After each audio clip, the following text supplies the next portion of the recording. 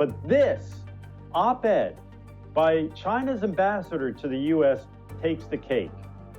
After covering up the infection, lying about human-to-human transmission, unleashing this on the world, now they have the gall to say there is no time for scapegoating countries. It's not called scapegoating. It's called assigning the blame where the blame is due. And then they go further. The ambassador goes further and said, this is not the time to fan the flames of racism and xenophobia. The Chinese Communist Party propaganda operation knows very well that the fastest way to shut down any discussion in America is to accuse someone of being a racist.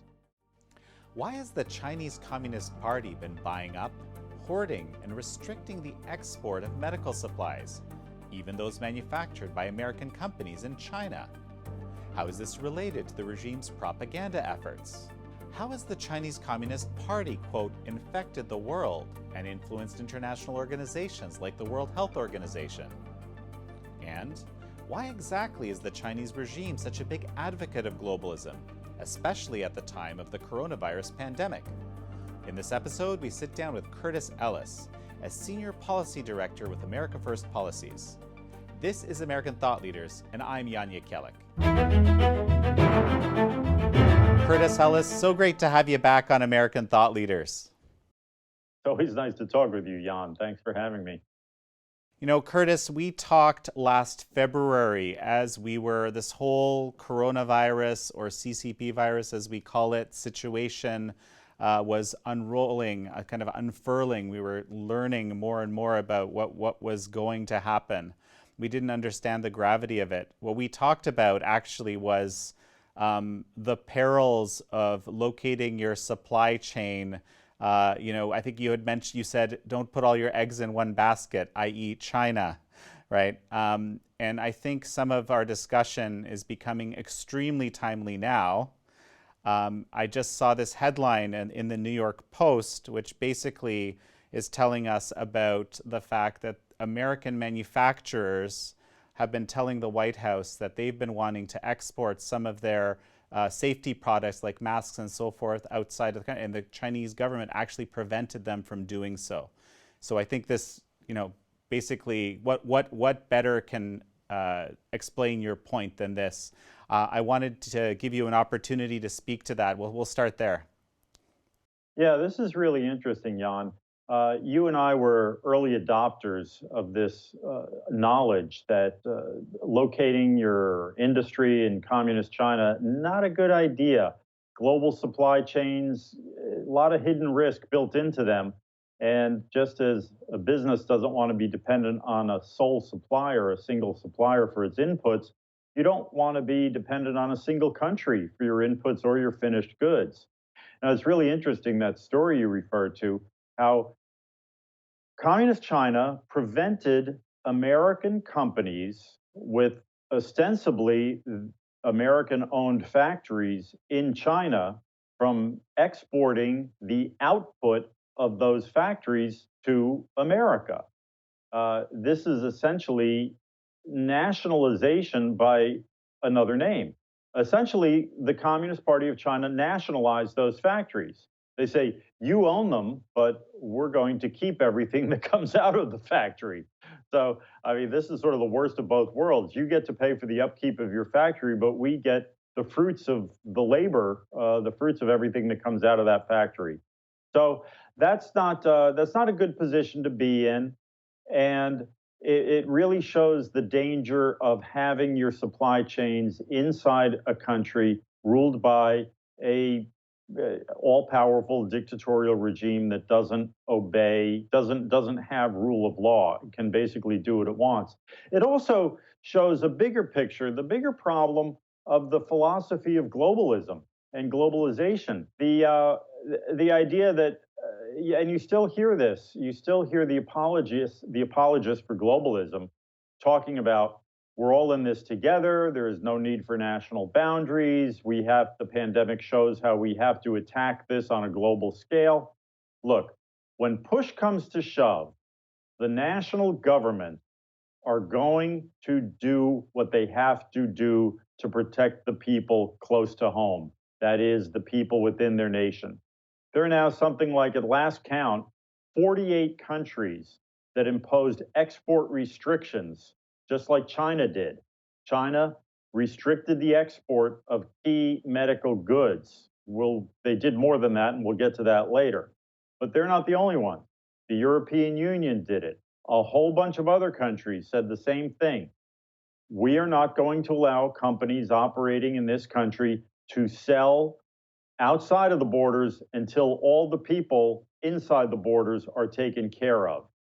So this shows that globalism, this idea that people are going to be more loyal to this theory, this concept of one world and what's good for the global economy, some type of libertarian fantasy land, that they're going to be more loyal to that than to their neighbors and to their country of birth and their culture that they're familiar with.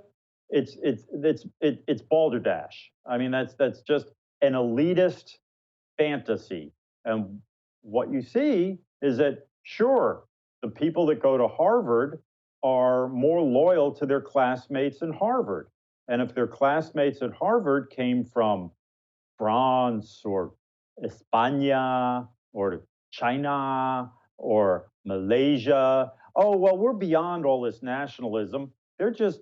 They identify with their fellow classmates, their graduating class from their elite university, more than they identify with their country, the Americans in particular, their country of birth. But what they forget is that all of these other people from these other countries still have a very strong attachment to their own country. And particularly in the case of China, very nationalistic.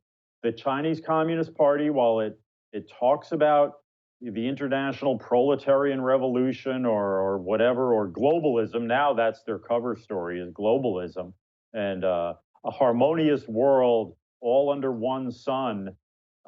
They are highly nationalistic, and they want that sun to be of Chinese characteristic.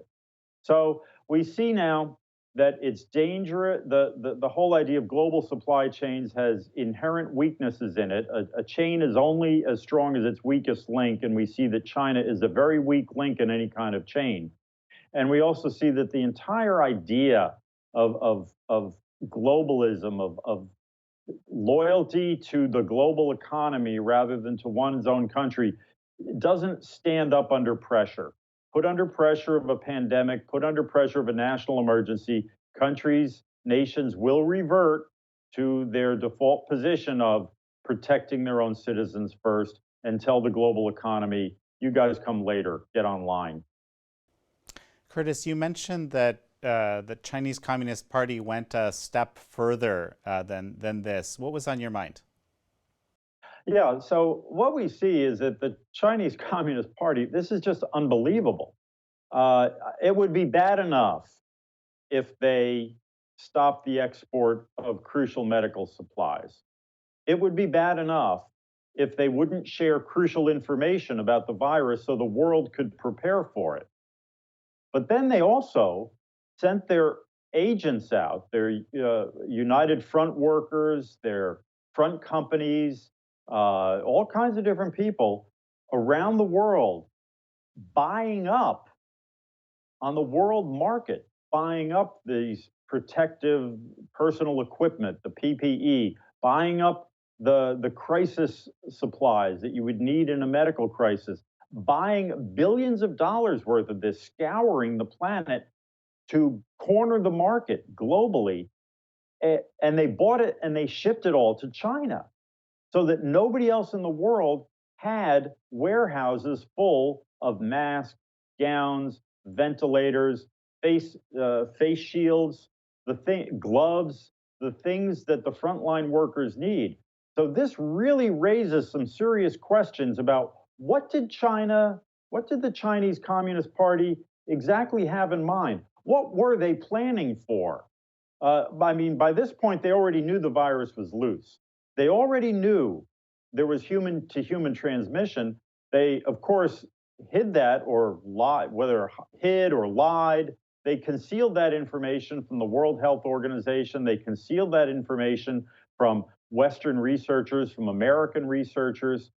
And then they went around, and at the same time they knew there was human to human transmission and this thing was on the loose, they went around the world and they bought up the world's supplies of the equipment the world would need to defend itself. That is criminal. I mean, there's really no other word for it. That's criminal. Oh, and I should say, and then they went further. After buying it all up and hoarding it, now they're turning around and doling it out and using it for propaganda purposes to say we're the world's savior. Well, they're saving the world from the fire that they set. That's the best they can. That's the best way to. That's the nicest way to put it. Well, no, that's interesting because this is exactly the question someone posed to me. I saw that Governor Cuomo was accepting, I think it's 10,000 respirators, or I can't remember now the number that are being brought in from China via Jack Ma and so forth. And someone said, well, shouldn't we be grateful for this? And, I said, well, of course, it's great that we have respirators, but there's an asterisk here, and I think this is what you're talking about. Yeah, there's a touch of the Stockholm syndrome about being grateful to China for not torturing us to death. Thank you for letting up and not letting us die a miserable death after you've infected us with this disease. Uh, it's really this, and Governor Cuomo thanking China for providing the ventilators. This is exactly the kind of propaganda victory Beijing was hoping for and fishing for. That's the reason they gave these ventilators. And it turns out that Governor Cuomo, in his latest news conference, the latest one I heard, he said that every hospital who needs a ventilator has one. And every hospital has as many ventilators as they need. And there are still a number of them in the New York State stockpile of ventilators.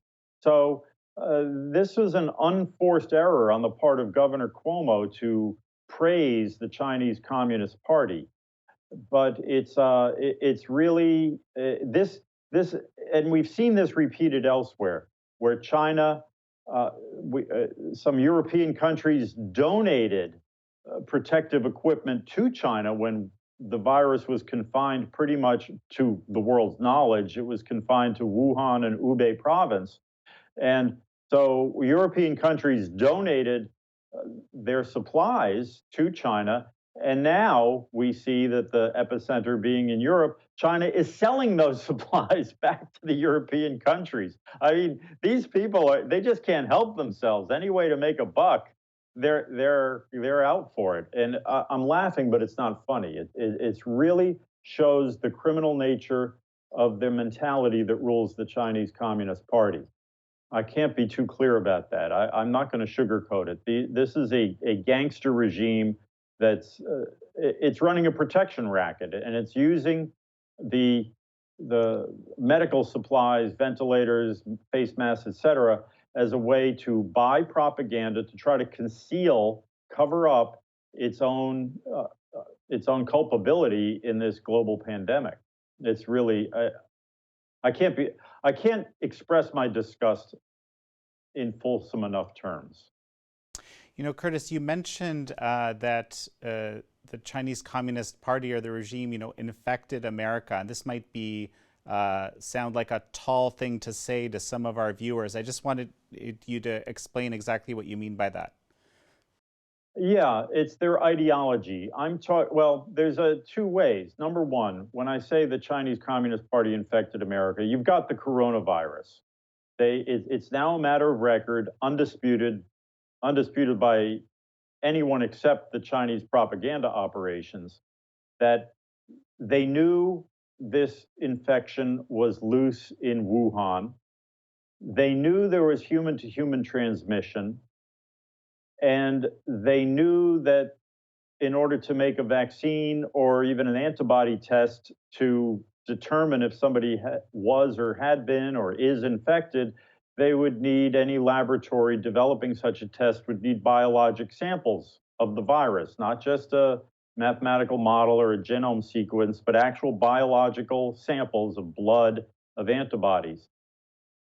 The Chinese Communist Party knew all this, and they hid it. They arrested the doctors who reported the outbreak. Some of those doctors are dead, others are missing. Then they refused to share biological samples of the virus and of the blood of the infected people so that others, like American researchers or international researchers, could develop the means to test for it. They also refused to share the information that the world needed to prepare for it, knowing how infectious is it? How many people does it infect? What's the fatality rate? How many people does it kill? And so there was this cloak of mystery and a whole host of unknowns. And then they refused to share the crucial piece of information, which is that it's transmitted from humans to humans. They kept up this cover story, and it was a cover story because they knew it wasn't true. That it goes from bats to humans, or pangolins to humans, or civet cats to humans, and if you're not eating civet cat casserole, you're okay. I mean, they knew that wasn't the case. So they were deliberately hiding crucial information about this. And in that way, they infected the world. This thing got loose. It came out into the world, carried by people traveling from China, and it spread around the world. That's one way they infected the world.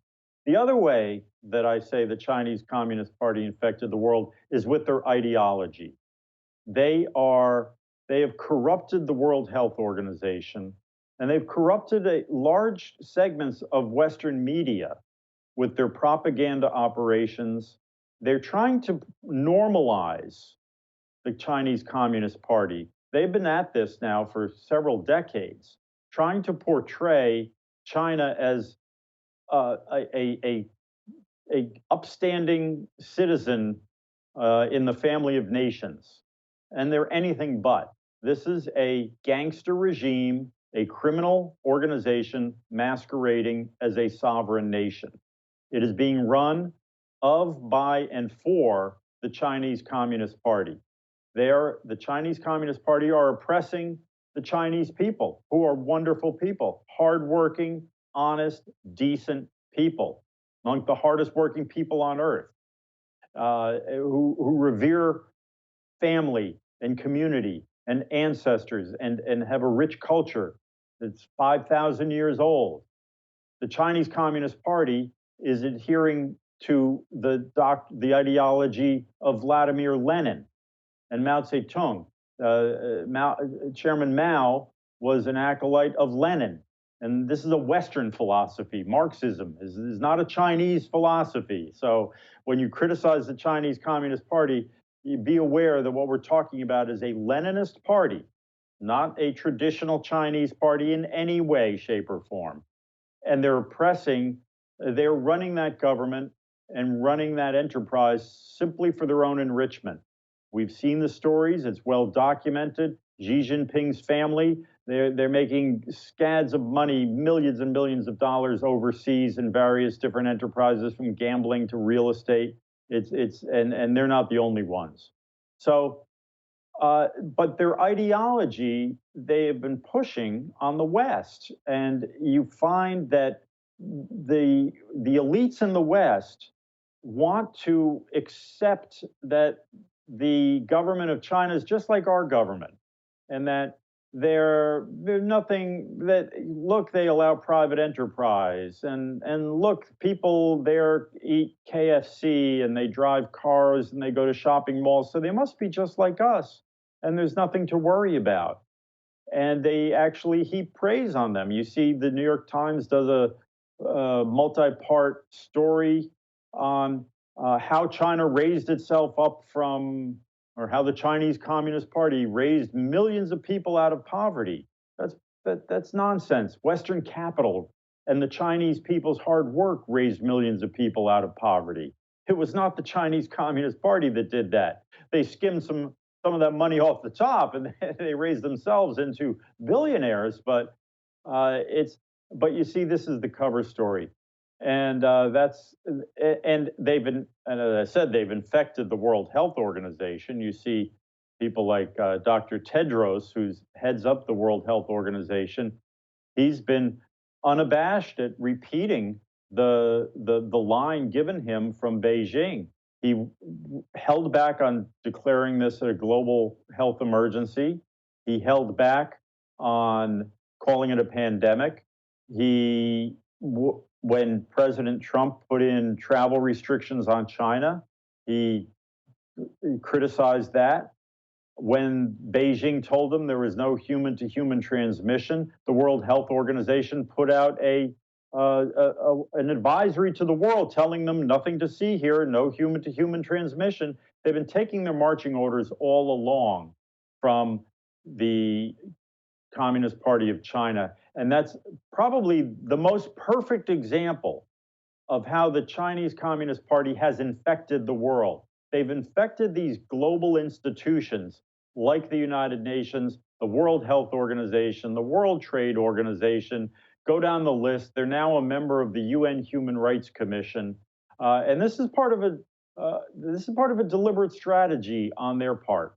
Americans have put their faith, the American elites, let's put it that way. A lot of the people in Washington, the policymakers on both sides of the aisle, the political establishment, Democrat, Republican, left and right, and libertarian, Wall Street, they've put their faith in these global institutions because it's part of that whole globalism thing, that we don't need borders anymore. Multinational companies operate without much regard for borders. So to the greatest degree that we can erode national borders and national sovereignties, that's good for all of humanity. And we're operating in the interest of our shareholder value and for what's good for humanity, not what's good for individual nations. That's sort of that's the operating system of underlying a lot of the elite thinking. And so we placed our faith in these global institutions. We placed decision-making power in the hands of these global institutions. It's now, until President Trump came along, trade policy for America was being made in Geneva, not in Washington. It was being made by bureaucrats at the World Trade Organization. It was not being made by the people that we elect, which is kind of disturbing when you think about it, when you put it in those terms. But that's the reality. And so we ceded all this power to the global institutions, to these international organizations, the architecture of the post-war international order. And in case you don't remember, that war was more than 70 years ago. We're talking about World War II. So, and that architecture hasn't been updated. I mean, I think it needs a little renovation. We put our faith in the decision-making power in the hands of those organizations. So what China did is its strategy is to take over those organizations, right? And that way, in one fell swoop, it's taken over the whole world. If everybody's giving decision-making power to these organizations, and then China doesn't have to take over 150 sovereign nations. It doesn't have to take over the United States. It simply has to take over these organizations like the World Trade Organization, the World Health Organization, the organizations that write the protocols for internet and for international standards for industry, et cetera, et cetera, et cetera. And then it has effectively taken control of the world's industrial and political infrastructure. I mean, that's a incredible assertion, right? And I mean, I think we're seeing as we speak, I guess American people, not just American people all over the world, American companies and so forth, basically realizing that maybe they don't have the control that they thought they had. That their supply chains are very fragile, as we discussed earlier. I actually want to kind of turn that around a little bit now, okay? Mm-hmm. And so it seems like a lot of supply chains are going to be coming home because perhaps this pandemic, and a number of our guests on the show here have talked about this, is showing people basically the fragility of these and how problematic it is to have, as you have said before, all your eggs in one basket or all your eggs, far from home. Now, what is the impact of that reality, which seems to be emerging, on China and the Chinese economy and on the Communist Party? Well, the Chinese Communist Party understands that this is a fight for their very survival. The Communist Party of China made a deal, an unspoken deal, implicit. It's not there in writing. They don't have to go for elections every 4 years, so they don't have to make a promise to the people. But the covenant they made with the Chinese people is, you stay out of government, you let us run the show, and we will deliver for you a stable, ever-rising standard of living, a rising prosperity. Will give you political stability and will give you economic stability. The economy will continue growing, and you will have a better way of life than your parents or grandparents did, and your children will too. That's the deal. That's the idea. And they've been able to deliver that thanks to the infusion of Western capital. Deng Xiaoping, very cleverly, after the Gang of Four, after the Cultural Revolution and the Maoist, doctrinaire, Leninist, hardline communist economics of that era and the chaos of the Cultural Revolution, Deng Xiaoping realized, well, let's get Western capital in here. And they started preaching things like, to get rich is good. And when people would accuse him, and he was actually persecuted into the Cultural Revolution, and they accused him of being a capitalist roader, and his rejoinder to them was, doesn't matter if a cat is gray or black if it catches mice, right? If we can build up the strength of the Chinese nation, we'll welcome Western capital to do that. So for the past several decades, the Chinese Communist Party's well-being, well, let's put it this way, it has thrived on infusion of Western capital. It's like a vampire living on blood. And we've been giving it infusions of blood, Western investment, foreign direct investment in China, building up supply chains. Supply chains is such an antiseptic word. We've been building factories, giving them technology, giving them everything we know. What they haven't stolen, we give them. And what we don't give them, they steal. And as we know, you see the Harvard chemistry professors and researchers and all kinds of American labs are on the payroll of the Chinese Communist Party to turn over the research that's been funded by American taxpayers. But I digress. We have been directly, openly building factories in China, we meaning Western companies, Wall Street, who control the Western companies, and been giving this vast infusion of capital.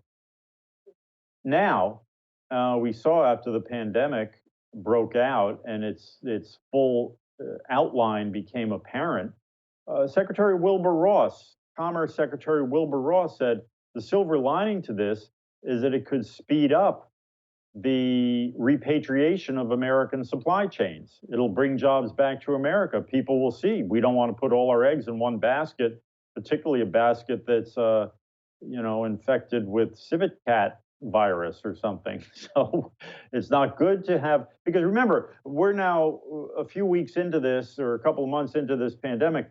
The first knock-on effect was China closed all its factories. Every factory in China was closed. And so all these Western companies, from General Motors to Apple Computers, couldn't get their parts. There was no virus here that we knew of, right? I mean, it was probably here, but nobody was worried about catching the virus here. They were more worried about being able to get hand sanitizer, or even before that, more worried about being able to get an iPhone, because the factories where they were all coming from had been shut down. So Commerce Secretary Wilbur Ross said, well, this shows the danger. This has exposed why you don't want to have your supply chains in China, and you should be making that stuff in America.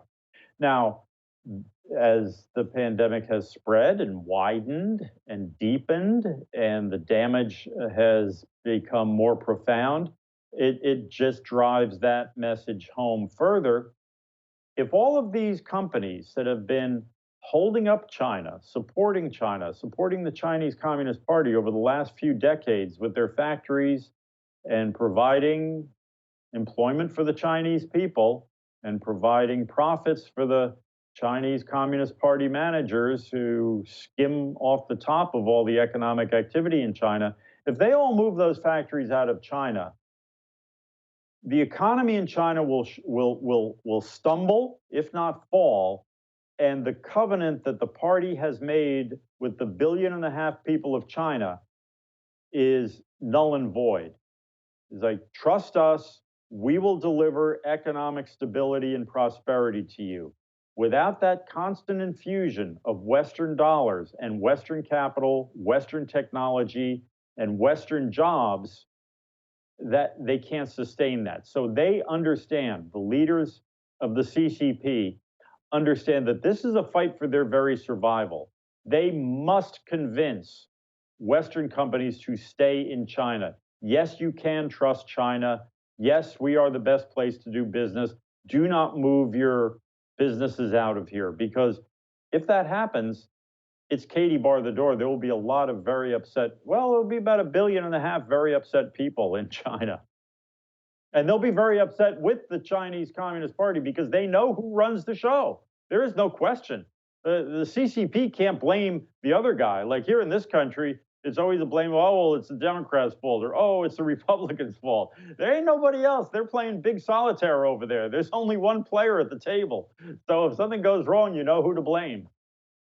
You know, this is so interesting because, we've, on this show, we've talked about existential threats, so to speak, in a variety of contexts. Often how the Chinese Communist Party is an existential threat to the West or to freedom in a sense. But here we're talking about a different sort of existential threat. Essentially, the virus is, you're saying, is an existential threat to the party directly because of the global impact of it directly. And that's why they're fighting so hard to cover up their culpability in this virus.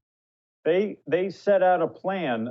Horizon Advisory issued a report. I've written about this, drawing on the report. They looked at documents, Chinese language documents, public source, public record. There's no question about the authenticity of these documents, where you have high-ranking officials in the government industrial complex of China and academics in the academic industrial government, think tank space and all that, where they write about how the chaos following the pandemic, where China's factories are back up and running now, for the most part, at the very moment where the West has shut down. Our economy is shut down in the United States, the European economy is shut down.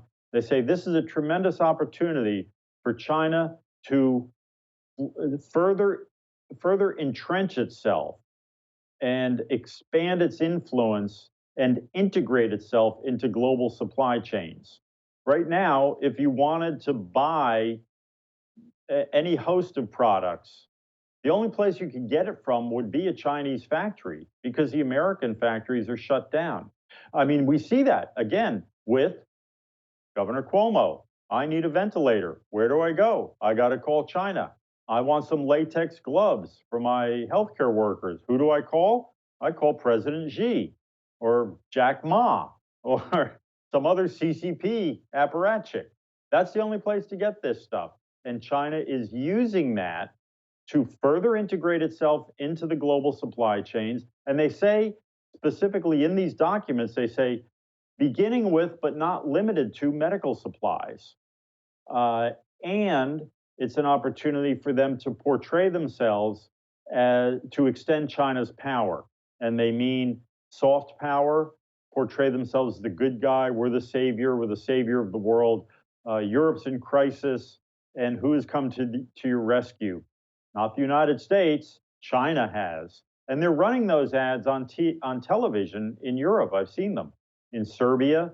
They've got footage of the planes, the cargo planes unloading pallets of goods, and then all these Chinese people, all these actors on their iPhones. Hey, we're here to help. We're here to help, and it's all this nonsense. The great harmonious world being led by China.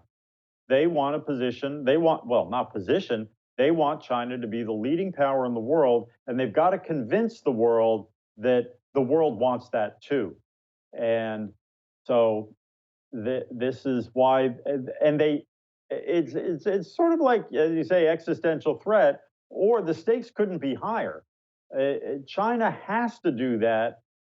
The CCP has to do that, or else the CCP will be exposed for the criminal enterprise that it is. And it's their very survival at stake. If people wake up, if the West wakes up to the threat that China poses and says, okay, we've got to get out of China. This is not about a dollars and cents calculus anymore. It's not simply, well, where's the cheapest place to make something? Is it going to be Mexico, Honduras, or Shenzhen? Well, let's go to Shenzhen. No, there's a national security implication in this. There's all kinds of other things that it's now clear that China is not our friend and doesn't have our interest at stake. And we start moving out of China and moving the manufacturing away from China back to North America.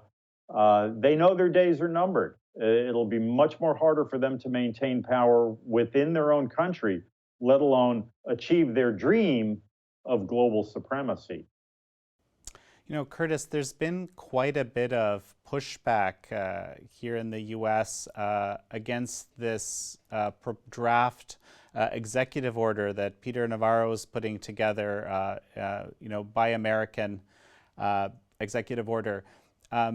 Gordon Chang, in a recent interview on the show on American Thought Leaders, was speculating that there's likely quite a bit of debate even within the White House about this. Based on everything what you're saying, you would think there wouldn't be as much debate.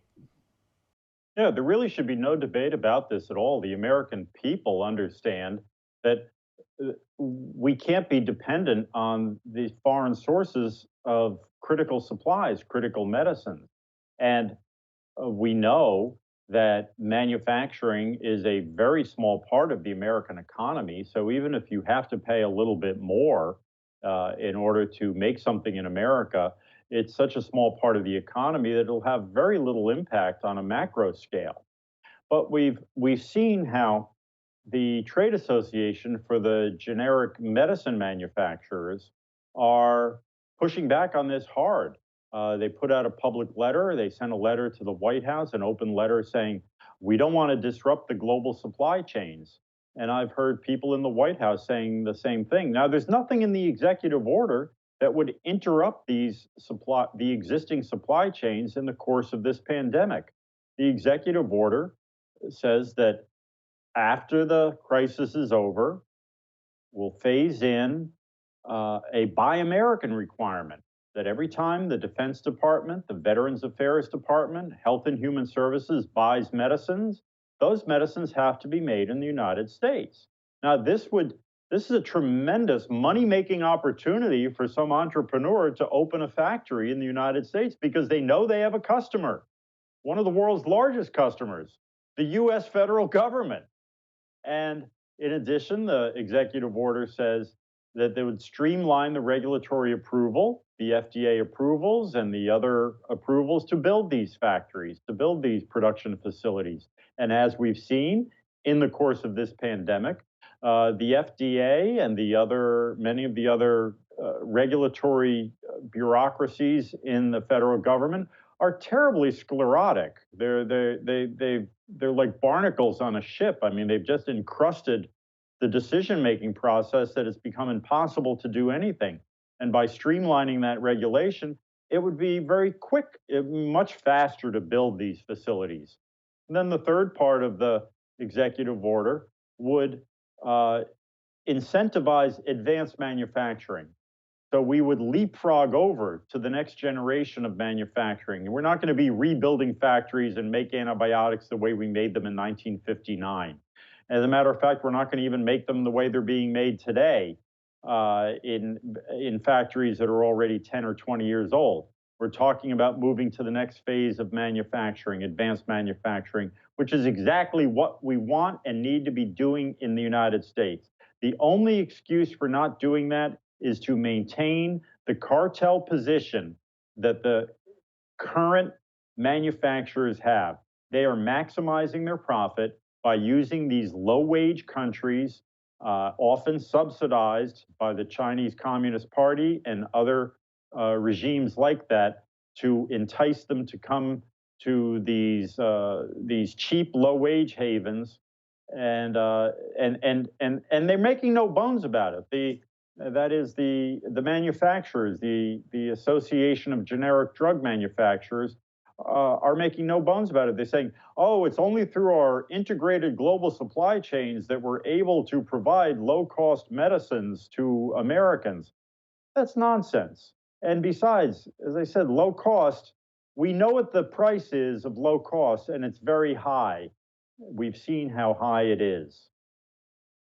Curtis, there are a lot of people arguing, precisely the opposite, that this crisis shows us how important globalism actually is. Notably, Henry Kissinger, I think in the Wall Street Journal, if I recall correctly. I know we were discussing this offline and so forth. What are your thoughts? You're familiar with some of the arguments. Yeah, again, the old time religion dies hard. The old time globalist religion, and there is no older timer than Henry K. Dr. K.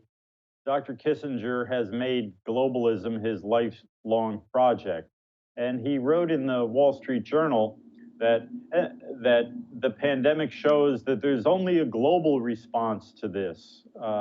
This shows that there are certain crises that nations are incapable of dealing with on their own, and it must be dealt with on a global basis, and we must strengthen these global institutions to handle these challenges. This is really not that different than what you're hearing from certain political actors in the United States. I mean, it's actually the same thing. Just a short note is that in Dr. Kissinger's opinion piece, he never mentions the word China once. He never mentions China at all, as if you can talk about globalism and talk about a transnational world without this communist Leninist entity having a major role in it. I mean, that's talk about a blind spot. But yes, he says, and what Kissinger says in that piece is, the pandemic is now ushering in a new era, and we have to, and he uses this word, we have to get ready for the next epoch, and it's a transnational epoch where we are no longer where nations have now faded away, and we're now dealing on in this global space. And this, as I started to say before I digressed, this is remarkably similar to what we're hearing from many of the usual suspects in Washington, and many of the political players, not just in Washington, Wall Street, the editorial boards of the major papers and media outlets, that, oh, viruses don't know any borders, and oh, you can't just shut down travel. We're all in this together. We have to cooperate more closely with China to handle this. It's wrong to try to go it alone. You can't do that. There's no question that China would like to see Joe Biden win the next election, because he's been saying that kind of stuff. He's been saying exactly that. He criticized the travel ban as racist and xenophobic. And he's saying we need to cooperate more closely. And I'm not picking on him in particular. This is that globalism. This is that idea that we are now beyond nations. We're beyond national identity. We're bigger than that. We're more sophisticated than that. Patriotism is the last refuge of scoundrels. And we are now, we think of ourselves as what's good for humanity and what's good for the world writ large. And See, it's really a question of governance and practicality. You can't eat a steak in one bite. It's much easier to manage a smaller entity. That's why we have mayors and governors and state legislators and a national legislator. And we want the concept of subsidiarity. We want to devolve power to the most local and smallest unit closest to the governed because that's most effective and most responsive to those governed. We want self-governing people. There's certain things that we delegate. We can't govern ourselves entirely. We create these institutions and we invest them in power. The closest they are, the more local they are, the more accountable they are. And so when you get into this fantasy of globalism and globalization, and we're going to invest the power in a faraway capital in Geneva or Brussels, and have them make all the decisions on a global scale, it's just it doesn't work. And so the the Chinese Communist Party is very aware of this. As I said before, they are using the trappings of globalism because it's a siren song. It sounds very nice. So it's unfortunate that people have been in America have been taught and steeped in this cult of globalism so long that they can't see what's actually happening in front of them, that they're being played. So, Curtis, to your point, there was a recent op-ed in the New York Times, actually by the Chinese ambassador, Tsui Tan-kai, and I'll just read you the headline. I'm sure you've seen this piece. China and the U.S. must cooperate against coronavirus. This is a time for solidarity, collaboration, and mutual support. It's unbelievable. The New York Times has opened up its editorial pages to Chinese Communist Party propaganda. This is disgraceful. That op-ed is just unbelievable, but it provides the roadmap to the Chinese propaganda operations. It's unbelievable that Western reporters, so many of them, are so credulous, they accept without question the numbers and the data and the figures that come out of the Chinese Communist Party. When the party says that there are no new infections, the Western media reports there are no new COVID infections in China. When they say that the Chinese healthcare workers valiantly fought and bought the West time to deal with the pandemic, they just repeat this as though it's true. You see Don McNeil, the health reporter of the New York Times, saying why China, we should have a team of Chinese doctors come to the United States and help us because we need them to know how to battle this pandemic. Well, how about we have a team of Chinese arc welders come over and start welding people into their apartment houses? I mean, this is just ridiculous. But this op-ed by China's ambassador to the US takes the cake.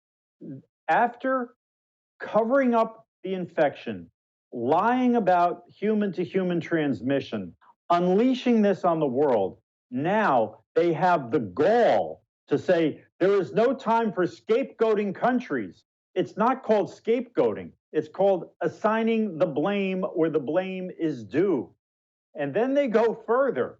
The ambassador goes further and said, this is not the time to fan the flames of racism and xenophobia. The Chinese Communist Party propaganda operation knows very well that the fastest way to shut down any discussion in America is to accuse someone of being a racist. That is the nerve. Touch that nerve, and the corporate media in America twitches. They salivate like Pavlov's dog. And so if you dare to say the Chinese Communist Party is responsible for this virus, their response is racism, xenophobia. It is just unbelievable. And the Times falls for it. They fell for it. They did not have any type of disclaimer on this. They did not have a header they could put above it, a header below it. They didn't say, without evidence, the Chinese ambassador says this. The Chinese ambassador calls for cooperation and sharing knowledge of medical research.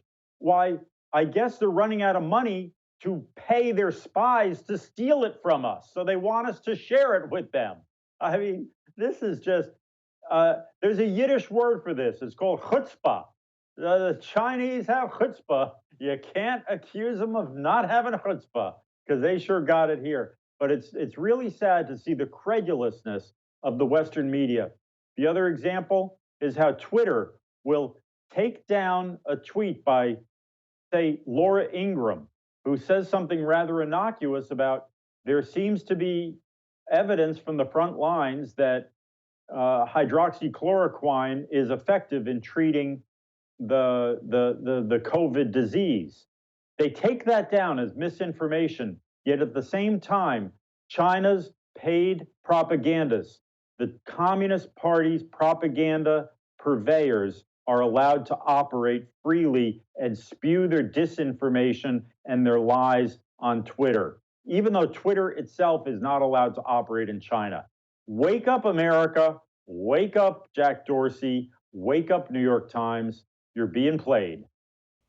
So how would you propose them to respond to these sorts of overtures? Because from everything we're seeing, they're extensive. Yes, they're very extensive. Well, I would like to see the New York Times have right next to it on the page a point by point rebuttal by someone who's pointing out all of the lies that you're reading on the other side of the page. Anything less than that is malpractice. And I would like to see Twitter ban the Chinese propaganda operation from their platform. I mean, they're canceling and banning people left and right, and they're very proud to say we're not going to allow Russian bots and troll farms and Macedonian troll farmers to operate on Twitter. Well, how about the Chinese Communist Party, who are spreading lies every day and trying to undermine free speech, which is what Twitter is supposed to be all about. It shows the depth of penetration that the ideology and the propaganda operations have made in the West. I don't know if they're millennials or what the demographic is, but the people that are policing Twitter have bought into the propaganda lies of the CCP, the deliberate effort over many decades to normalize this revolutionary Leninist party bent on world domination. They have been normalized and they're treated as if they're like a Scandinavian Christian Democrats or something. They're afforded the same deference as the Social Democrats of Germany, and that's astounding. So Curtis, we're going to finish up momentarily. I just wanted to see, you have any final thoughts before we go? We have to remain vigilant. I always say, wash your hands to get through this epidemic, and we must wash our hands of China. When I talk about China, most of the time, what I'm saying here, I'm talking about the Chinese Communist Party. The Chinese Communist Party is not part of the Chinese cultural tradition, a rich culture, 5,000 years old, that has made great contributions to the world in so many areas. The Chinese people are hardworking, decent people, honest, and have helped build this country, my country, the United States of America, as well as their own. The Chinese Communist Party is a revolutionary Leninist party imported from the West that is oppressing the Chinese people and is bent on world domination. That's the enemy. That's the foe. That's what we have to differentiate between the party and the people of China. The Chinese Communist Party exists for its own enrichment. It's oppressing the Chinese people, feeding off the Chinese people, and feeding off Western capital in order to enrich itself and maintain its hold on power. And we cannot allow that to continue.